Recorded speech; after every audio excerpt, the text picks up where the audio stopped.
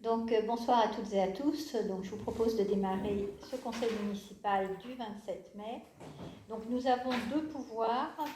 Pouvoir de Frédéric Romero à Mariam Movaidi et pouvoir de Laurent Choucroune à moi-même. Je souhaiterais, alors, en secrétaire de séance, je vous propose Alexandra Bellini, si vous en êtes d'accord. Merci. Merci Alexandra. Et je vous propose de rajouter un point à l'ordre du jour, donc qui est le point 13C, la création d'un poste d'animateur contractuel catégorie B. Est-ce que sur l'ajout de ce point, il y a des remarques? Ce sera explicité à la fin, bien sûr. Non, écoutez, je vous en remercie. Donc le premier point à l'ordre du jour concerne l'approbation du procès-verbal de la séance du 2 avril 2024. Est-ce que quelqu'un a des remarques sur ce compte-rendu? Une remarque de forme Oui. sur le point 6 où il y a une coquille et le choix politique de terminer le contre-ville au lieu du centre-ville. Il faut juste corriger. Effectivement. Et donc le secrétaire de séance était... C'était pas moi, je n'étais pas là. Non mais voilà, donc il faudra voir ça avec le secrétaire de séance, mais effectivement, donc ce sera bien noté. Effectivement, notre centre-ville. Pour le point 6. Merci beaucoup. Donc Alexandra, fais bien attention à la relecture. Donc le compte-rendu est adopté à l'unanimité. Donc le point suivant concerne la prime de pouvoir d'achat. Bernard, tu nous présentes cela? Lors de la conférence salariale de juin 2023, le ministre de la Transformation de la fonction publique avait annoncé la consécration d'une prime de pouvoir d'achat exceptionnelle afin de soutenir le pouvoir d'achat des agents publics dans un contexte d'inflation élevée. Si cette prime était obligatoire pour les fonctions publiques d'État et hospitalières, le gouvernement avait d'emblée indiqué qu'elle ne serait, en vertu du principe constitutionnel de libre administration des collectivités territoriales, qui facultative dans la fonction publique territoriale. Voilà. Alors, je vais passer un petit peu la suite pour retenir ce qui est important. Par exemple, les montants maximum de cette prime de pouvoir d'achat est inversement proportionnel à la rémunération.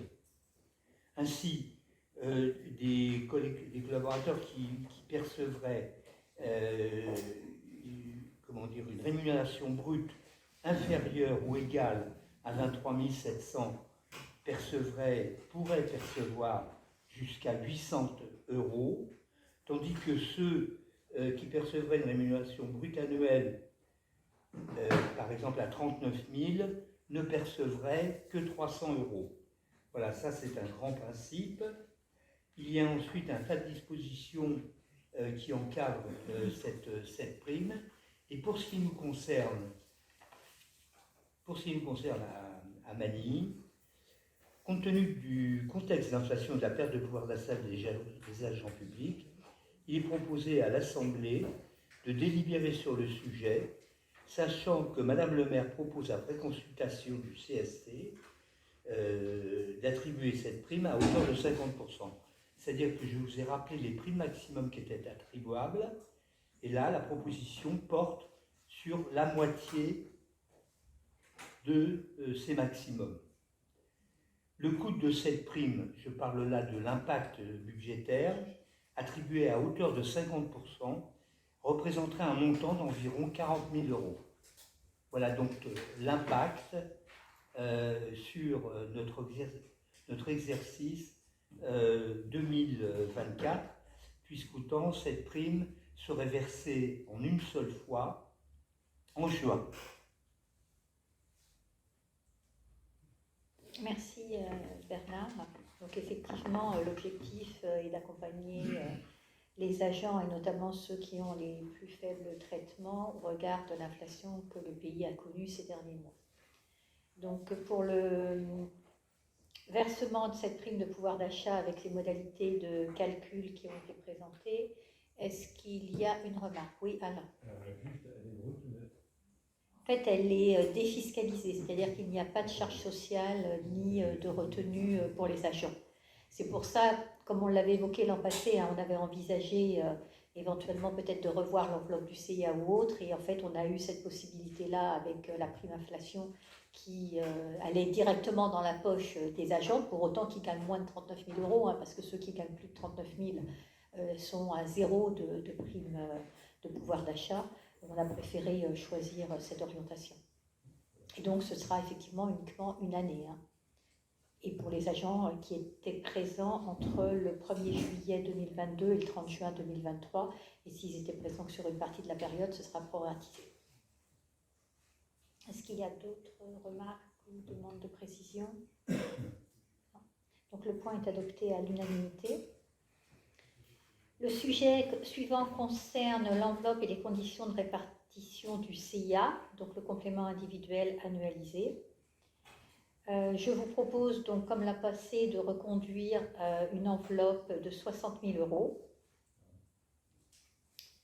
Par rapport à l'année dernière, donc on a légèrement modifié en fait l'attribution, c'est-à-dire que l'an passé on était sur des seuils tous les 25%, et là en fait on va avoir un pourcentage de la prime qui sera versé en fonction exactement du nombre de points, et la totalité de la somme cette année sera attribuée, puisque ce sera la somme globale divisée par le nombre de points rapporté au nombre de points qu'aura chaque agent.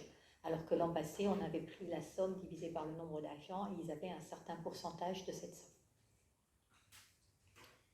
Voilà, on a également au niveau de la notation qui a eu lieu en même temps que l'évaluation annuelle, ajouté une colonne qui permet de faire un retour sur les observations, notamment un retour d'observation, notamment quand l'agent n'a pas le point maximum pour chacun des 12 critères qui est listé, puisque les notes peuvent être de 1, 0,5 ou 0 par critère. Donc la plupart des évaluations CIA ont lieu et la somme sera versée également au mois de juin. Est-ce que sur la reconduction donc, de cette enveloppe, il y a des remarques? Le tableau a bien sûr été vu au niveau du comité social territorial. Est-ce qu'il y a des remarques sur la reconduction d'une enveloppe de 60 000 euros pour le CIA? Le point est adopté à l'unanimité, merci. Nous allons maintenant parler du règlement du télétravail et de sa prime d'indemnisation. Donc, le télétravail se définit comme une forme d'organisation et de réalisation du travail dans laquelle l'agent est amené à exercer son activité professionnelle en dehors de son lieu habituel de travail, de façon volontaire, en utilisant les technologies de l'information et de la communication. Le télétravail est régi par des grands principes. Le volontariat, seuls les agents volontaires peuvent réaliser du télétravail. La réversibilité, à tout moment le télétravail peut revenir du travail sur le lieu de l'employeur. L'équité de traitement, le télétravail est défini par un cadre réglementaire qui s'applique à tous les agents éligibles répondant aux mêmes conditions. Pour la ville de Magny-le-Hongre, nous avions déjà mis en place une expérimentation du télétravail depuis l'année 2020 et notre souhait est de l'étendre selon des conditions d'éligibilité que vous trouverez décrites donc, dans le document. Sont potentiellement éligibles au télétravail donc, certaines tâches, notamment administratives et de communication.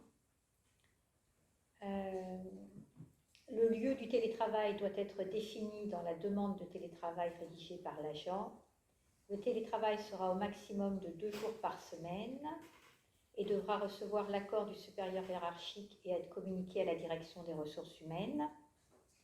S'il est en télétravail, l'agent doit être joignable à tout moment pendant ses horaires de travail habituels. Je précise également qu'aucun dossier ou document appartenant à la collectivité ne doit être sorti de l'hôtel de ville ou du lieu de travail pour aller jusqu'au domicile de l'agent. Pour effectuer du télétravail, le télétravailleur s'engage à disposer d'une connexion Internet compatible avec les critères d'éligibilité. Il doit également disposer d'une ligne téléphonique fixe ou mobile. Je regarde quels sont les autres points importants. Donc les agents intéressés par le télétravail doivent transmettre un formulaire à leur chef de service ou aux supérieurs hiérarchiques, accompagnés de leur fiche de poste. Donc, ils y décrivent les missions qu'ils vont effectuer en télétravail. La DRH doit en être informée. Le télétravail donc, est ouvert aux agents permanents de la ville, qu'ils soient titulaires ou contractuels. Ils doivent donc exercer des missions en compatibilité avec la pratique du télétravail, être autonomes et maîtriser l'exercice de ces missions. Tous les agents en télétravail devront avoir souscrit une assurance, obtenir l'accord de leur supérieur hiérarchique et informer la DRH. Les exemples d'activités incompatibles avec le télétravail, donc l'encadrement des enfants, la sécurité, les missions techniques, l'accueil, l'état civil, les relations avec le public, et de façon non exhaustive, les exemples d'activités compatibles avec le télétravail sont notamment les missions d'administration, financière et juridique, et la communication. Voilà ce que je peux vous dire brièvement pour ne pas relire les 7 ou 8 pages. Et le montant de l'indemnité de télétravail donc, sera de 2,88 € par jour.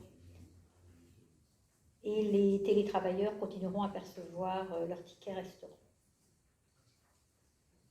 Voilà. Est-ce que sur ce règlement donc, de mise en place du télétravail, qui de toute façon est une première base plus complète que ce que nous faisions précédemment, et donc possiblement amené à évoluer, est-ce qu'il y a des remarques ou des observations?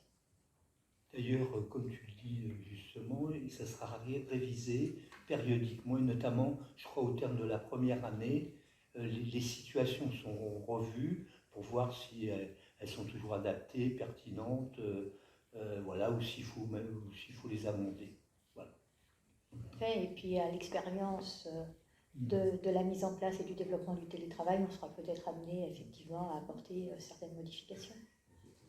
L'objectif, c'est que ça puisse répondre à la demande de certains agents, être peut-être davantage compatible avec le temps de transport et que le travail continue à être exécuté dans de bonnes conditions. Donc sur le vote de ce règlement, y a-t-il Alexandre? Oui, juste une toute petite coquille en page 8, quotité de travail, il y a écrit la ville de Magny, le Hongre a on choisi. Et le on ONT est barré, donc il faudra le supprimer du document définitif. Eh bien, je charge Alexandra de cette mission. Sinon, François nous le fera remarquer dès le point numéro 1. Il y en a d'autres. Bon. C'est-à-dire que c'est un document qui a été revu par plusieurs personnes, amendé, donc effectivement, il peut y avoir encore quelques coquilles, des révisions des uns et des autres. Bon, à part ces une ou deux coquilles, donc le règlement est adopté à l'unanimité, ainsi que le montant donc, de l'indemnisation. On va maintenant passer aux associations, donc avec tout d'abord les subventions financières, Suzanne. Bonsoir. Nous avons vu le tableau pour les subventions aux associations, le tableau des subventions financières. Alors, on précise que le versement pourra se faire en deux versements au regard du montant. Il est précisé que le deuxième versement est conditionné à la poursuite d'activité de l'association sur la saison 2024 et 2025 et à la transmission des documents attendus par la mairie. Alors, je passe le tableau étant donné qu'on l'a vu. Nous avons aussi les subventions en nature aux associations, les listes des associations ayant demandé à bénéficier de prêts de salle. Je ne vais pas vous les lire, on les a vus. Seulement, il faut noter qu'on a ajouté deux associations, Excellart et Chalana, Satrik et Mère. Excellart, ils prennent une salle dans les locaux associatifs pour un chant choral pour 15 personnes, une fois par semaine. Et Chalana, Satrik et Mère, c'est pour faire du soutien scolaire, maths et sciences. Donc on va voter les deux points séparément, je pense. Donc pour les subventions financières aux associations, y a-t-il des remarques sur les montants proposés et vus en commission? Régis. Oui, on en a parlé en commission. Ce qui serait bien pour l'avenir, c'est d'avoir une information sur ce qui est alloué aux associations au prorata du nombre d'adhérents de chaque association, pour une question d'équité et puis de meilleure vision aussi de notre côté.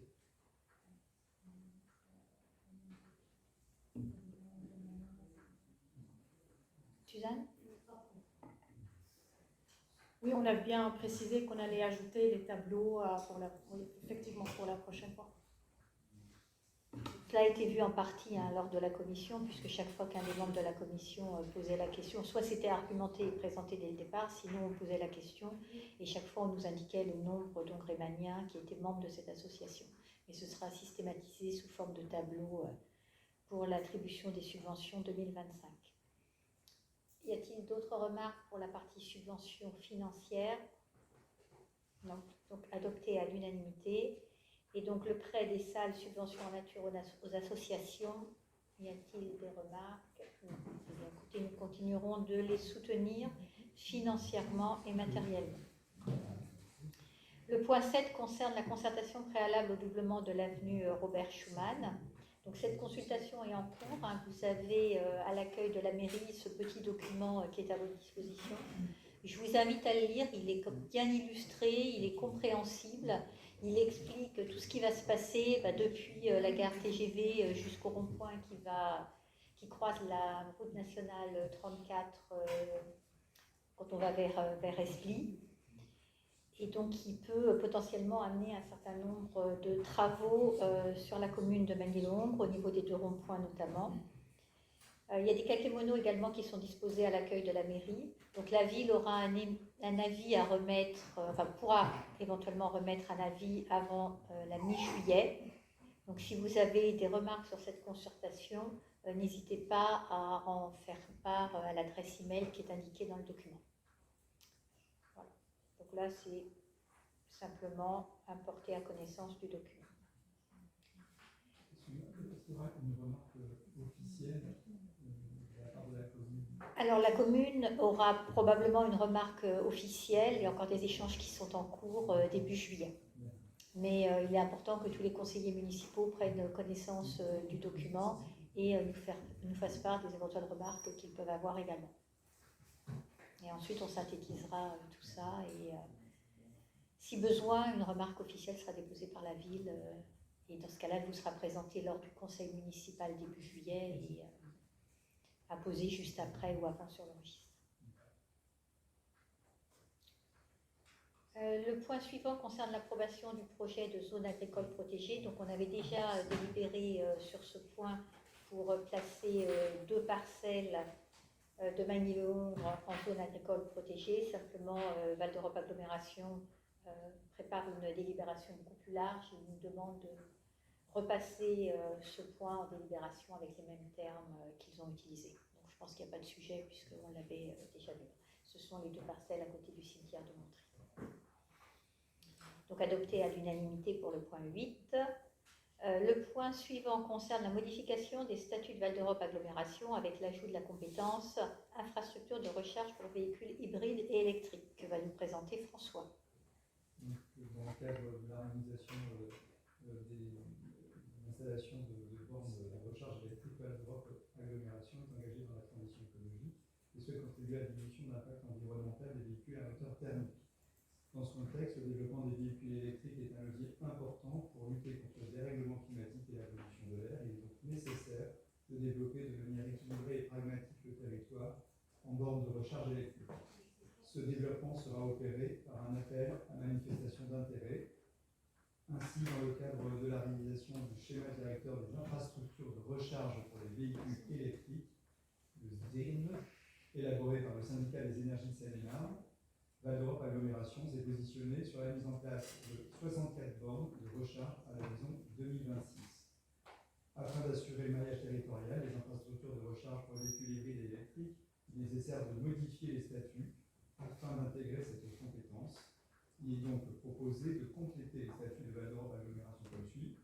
Infrastructure de recharge pour véhicules hybrides et électriques, création et entretien, exploitation des infrastructures de charge nécessaires à l'usage des véhicules électriques ou hybrides rechargeables et services associés, à l'exception de la commune de Villeneuve-le-Comte qui a un système de recharge différent passant par le département. Il il est proposé au conseil municipal d'approuver la modification de statut de Val d'Europe agglomération. Donc sur cette modification de statut de l'agglo et l'ajout de cette compétence, y a-t-il des remarques? Alexandre. Oui, une petite remarque. En fait, il ne s'agit pas de 68 ou 67 comme c'est indiqué, 64, mais de 101 bornes. Oui, demain soir, nous avons une commission urbanisme, transport à VEA, et dans les documents qui nous seront présentés demain soir pour décider si oui ou non VEA doit accepter cette AMI pour octobre 2024. Il est question de 100 bornes. C'est peut-être 64 en plus des existantes qui font un total de 100. Ça reste à voir. Bon, toujours est-il qu'on n'a pas à débattre du Ah oui. nombre. Non, mais c'était pour dire Mais au cas où s'il fallait modifier effectivement, le tu pourras document. nous préciser. S'il fallait modifier le document, ouais. Au cas où. Merci Alexandre. Donc sur l'ajout de la compétence dans sa globalité, Pierrette. Oui, les bornes électriques sont groupées sur le même carreau ou c'est dispersé partout? Sont dispersés partout. Nous, au niveau de la ville, on en a juste à côté de l'hôtel de ville, on en a à côté de la salle des fêtes, et il est question d'en rajouter au niveau de la halle. Donc on reste vraiment sur le centre de Magny, mais on aurait probablement un troisième point.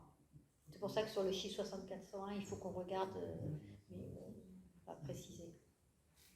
Si je peux me permettre d'apporter une précision, pour Magny-Longres, il est prévu 14 bornes au total, donc pour 2026. Non, au total. Non. Point de charge à implanter à l'horizon 2026, 14 bornes.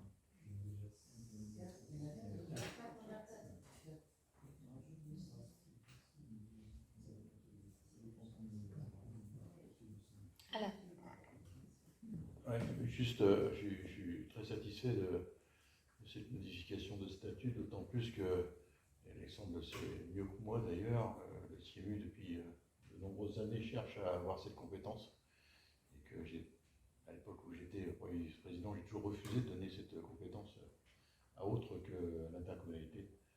Donc ça me satisfait complètement. Parfait. Donc la modification des statuts est adoptée à l'unanimité. Le point suivant concerne la demande de subvention au titre de la DESIL 2024 pour le remplacement des lanternes d'éclairage de la voie publique et du groupe scolaire Charles Fauvet. Donc c'est une demande de subvention qui a déjà été vue en conseil municipal. Simplement, la préfecture nous demande de préciser l'article 2. Donc en séparant l'éclairage public LED d'un coût total de 79 812,80 €, de l'éclairage du groupe scolaire Charles Fauvet, qui lui a un coût total prévu de 24 982,82 € hors taxe, et donc des pourcentages de subvention qui seraient différents, sachant que pour Charles Fauvet, si je ne me trompe pas, on devrait également avoir une subvention de la région. Enfin, il y a une demande de subvention qui a été faite à la région. Île-de-France, absolument. Est-ce qu'il y a, je ne pense pas non plus, des remarques sur ce point? Non. Donc adopté à l'unanimité pour l'article 2 et le détail de la demande de subvention des îles. On va maintenant passer à la demande de subvention reçue par le collège Jacqueline de Romilly. Bonsoir. Donc le collège Jacqueline de Romilly nous a fait une demande de subvention qui vise à aider aux différentes sorties pédagogiques, activités et voyages scolaires, de façon à ce que l'entièreté du montant ne repose pas sur uniquement les parents. Et en général, du coup, le coût global des sorties et voyages repose à la fois sur cette subvention de la mairie, une partie du FSE, donc le foyer du collège, et les parents. Donc, ce que nous avions proposé l'année dernière, c'était une subvention de 9 € par collégien. Donc, si nous nous basons sur le nombre de collégiens présents à la rentrée 2023, donc pour cette année scolaire, il y avait 652 collégiens, ce qui nous ferait une subvention de 5 868 €. Voilà. Est-ce qu'il y a des questions? Oui, bien sûr, oui. Ils sont compris. Non, il y a un certain nombre d'extérieurs, en général dans la classe internationale, plutôt que sur les autres. Mais nous ne proposons pas de les exclure de la subvention. Non, d'accord, mais du coup, la commune dont ils sont originaires pourrait participer. Ça, le collège peut se retourner vers la commune, mais après, on parle de 5 élèves de telle ou telle commune. Sachant que nous avons également quelques collégiens hongrémaniens qui sont dans des établissements autres que celui de la ville. Non, je pensais que c'était plus nombreux. Peut-être un petit peu plus, mais enfin, il n'y en a pas. De telle ville et de telle autre, si on fait une somme, on va avoir tant de Montry, tant de Bali, tant d'Esti, tant de.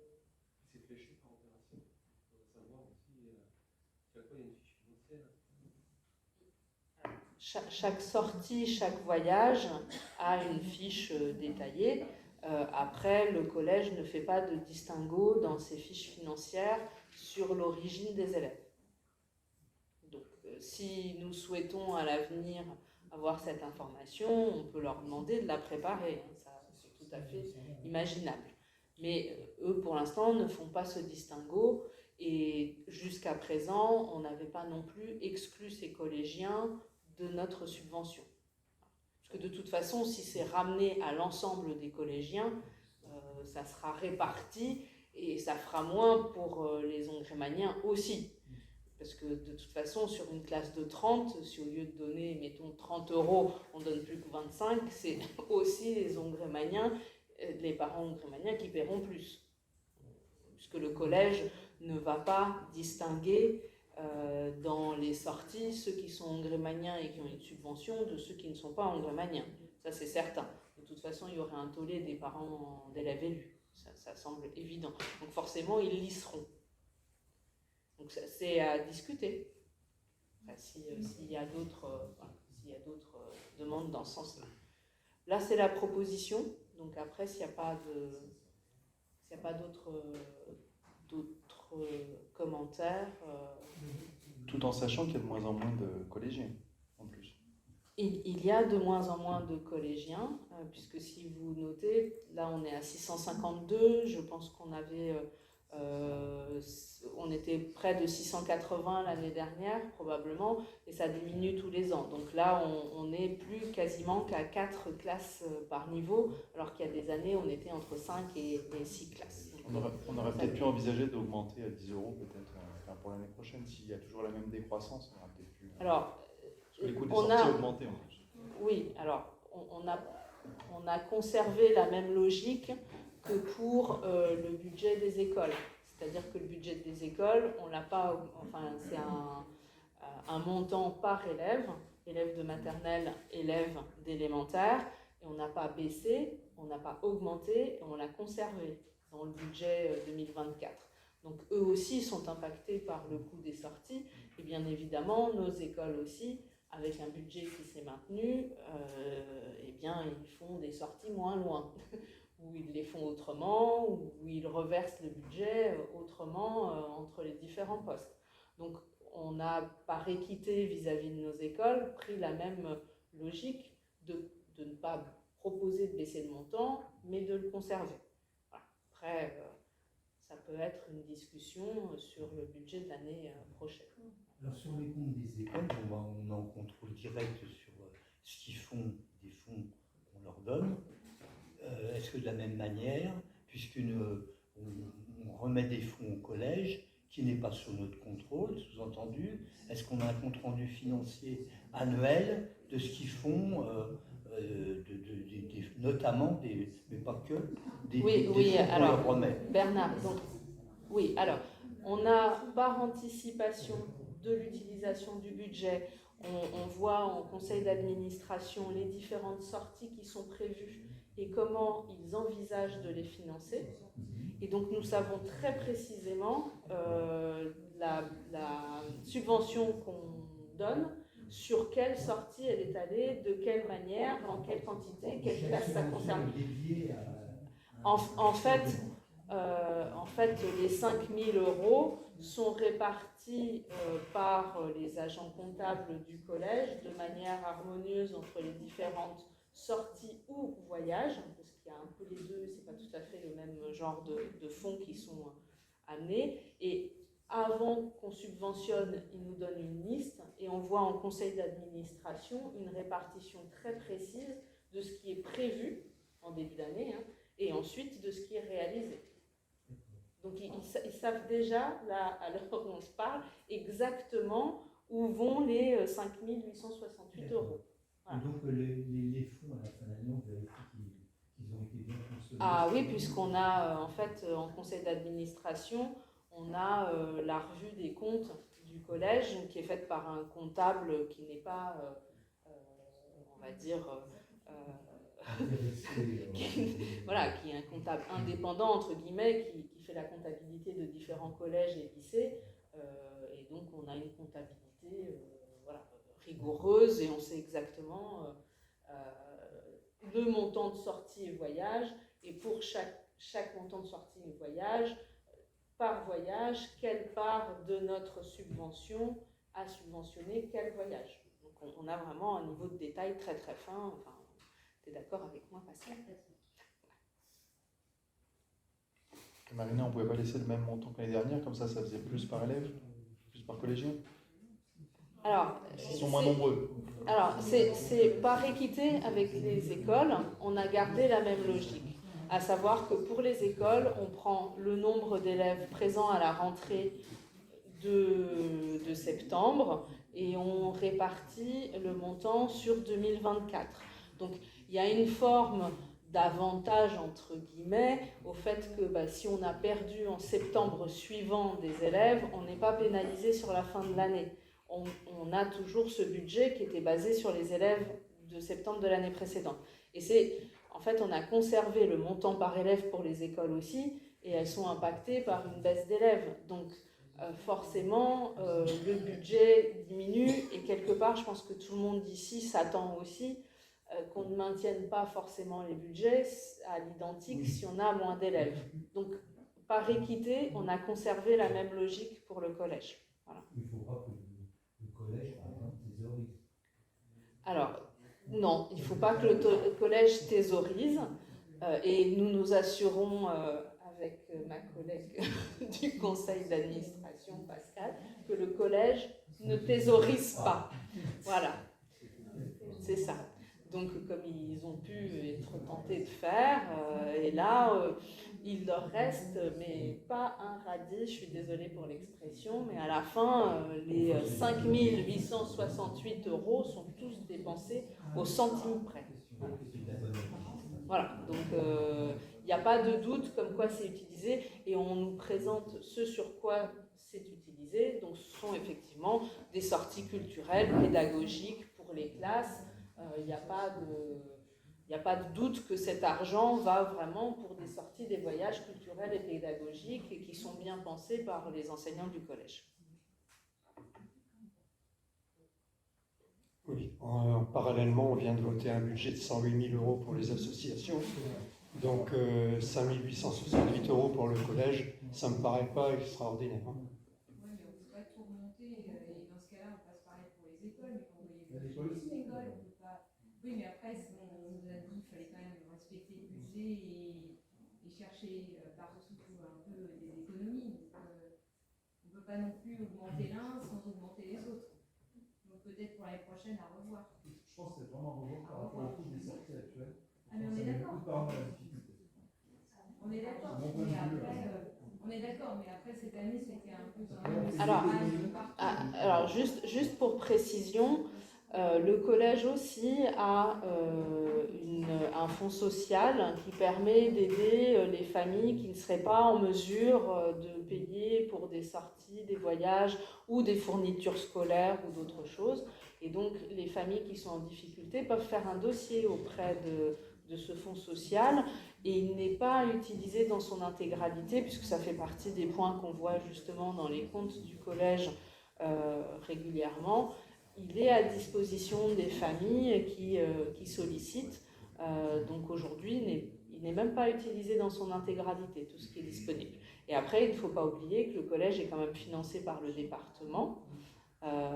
Donc il y a plein de choses, enfin, contrairement à nos écoles où nous finançons la totalité voilà, de tout ce qu'il y a comme matériel dans nos écoles, le collège, enfin, il y a plein de choses qui sont déjà financées directement par le département. Nous, on contribue. On n'est pas la source unique et principale de leur sortie et de leur voyage. On contribue. Ça permet de faire plus de choses et de baisser effectivement le montant pour les familles, bien sûr. Tu évoquais, Régis, le montant global des subventions pour les assos.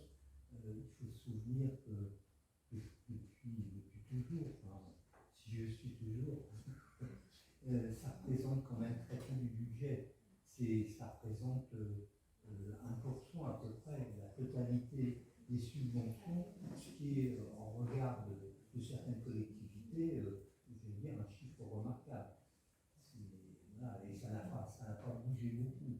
Et on a toujours été très attentifs en dotant les gens qu'il fallait doter, mais ça a toujours été conclu, ça continue avec. Ce que je voulais simplement dire, c'est que ça fait 10 minutes qu'on discute sur l'utilisation du budget de 5 868 € par le collège, alors qu'on est passé beaucoup plus rapidement sur l'utilisation pour les 108 000 € des associations. Bon, c'est tout. Mais bon, on va pas expliquer. On a bien vu venir les subventions pour les associations. De toute façon, la commission familiale se réunit la semaine prochaine, donc pour aujourd'hui, cette semaine, et pourra aborder le sujet d'une possible évolution. Après, ce sera aux membres d'émettre un avis. Maintenant, ici, chacun est libre d'exprimer ce qu'il souhaite, de voter pour ou contre. On a bien entendu les différentes remarques, mais je rebondirai sur ce point justement par rapport à celui qu'on ajoute à la fin de l'ordre du jour, parce qu'effectivement, on a peut-être moins de collégiens et moins d'écoliers, mais on a plus d'un petit peu plus grand, et c'est peut-être là aussi où il faut que l'on mette un effort supplémentaire et les moyens qui vont avec. Donc moi, je vous propose donc pour les 652 élèves du collège Jacqueline de Romilly cette année, de leur accorder une subvention à hauteur de 5 868 €. Est-ce que certains souhaitent voter contre? S'abstenir? Voter à l'unanimité. Écoutez, merci pour eux. Vous avez ensuite un certain nombre donc, de décisions du maire, le point 12, qui sont portées à votre connaissance. Donc essentiellement des spectacles et la gestion de la fourrière et le changement à venir des différentes serrures. Donc c'est importé à connaissance. Hein. Le point 13, donc, qui a été ajouté, c'est une convention qui sera à signer donc, avec Val d'Europe Agglomération pour le soutien à l'enseignement musical. Donc Val d'Europe Agglomération propose de soutenir les différentes associations qui offrent un enseignement musical à hauteur de 90 € par adhérent Val européen. Donc, sachant que la ville de Magny-le-Hongre finance donc, la partie école de musique intercommunale, ce sera elle qui sera amenée à recevoir donc, 90 € par hongrémanien faisant partie donc, de l'école de musique intercommunale. Et donc, il vous est demandé de bien vouloir m'autoriser à signer la convention et à percevoir la recette. Est-ce qu'il y a des remarques? Quelqu'un est contre? Adopté à l'unanimité. De la même façon, donc l'association musicale Captain Croche sur la commune percevra également une subvention de 90 € par élève hongrémanien. Ce sera le cas pour toutes les associations de musique de Val d'Europe. Ensuite, en point 13b, donc, nous avons une pièce de théâtre qui est prévue lundi soir qui s'appelle Vol et dit Vol. Actuellement, il reste un certain nombre de places disponibles, sachant que la capacité de la salle des fêtes est de 240 places. Je vous propose d'offrir une centaine de places non nominatives à des présidents d'associations, notamment les associations qui ont participé avec nous à différents événements tout au long de l'année, que ce soit le Mani by Night, Octobre Rose ou autres, au Conseil des aînés, aux membres d'associations de parents d'élèves ou d'autres acteurs de la vie locale, afin de ne pas avoir une pièce de théâtre qui se joue dans une salle qui soit remplie au maximum. Et donc en parallèle avec le nouvel agent qui est arrivé à la culture et puis bien sûr Laurent, nous allons avoir une réflexion globale sur la programmation culturelle de la ville. Donc pour l'attribution de places gratuites pour la pièce de théâtre, est-ce qu'il y a des remarques? Quelqu'un est contre ou s'abstient? Adopté à l'unanimité, je vous remercie.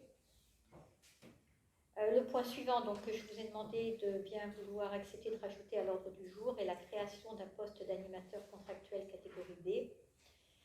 Donc nous avons un agent en charge de la jeunesse qui a souhaité il y a quelques mois changer de service et donc son poste est vacant.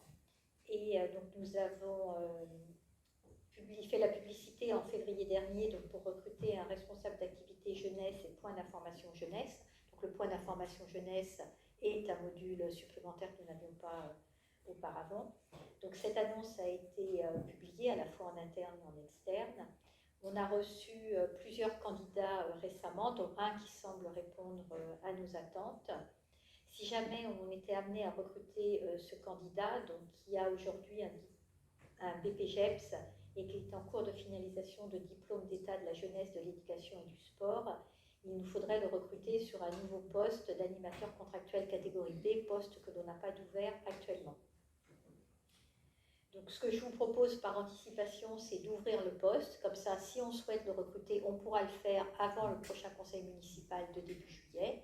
Et puis si on ne souhaite pas le recruter, eh bien, on fermera le poste en fin d'année. Mais ça nous donnerait la possibilité éventuellement de le confirmer rapidement et éviter qu'il n'aille vers d'autres horizons, puisque le candidat semble donner satisfaction lors du premier entretien. Est-ce que sur la création de ce poste, il y a des remarques? Absolument. Donc, adopté à l'unanimité. Écoutez, je crois qu'on a épuisé l'ordre du jour. Donc, il est 21h23 et le conseil municipal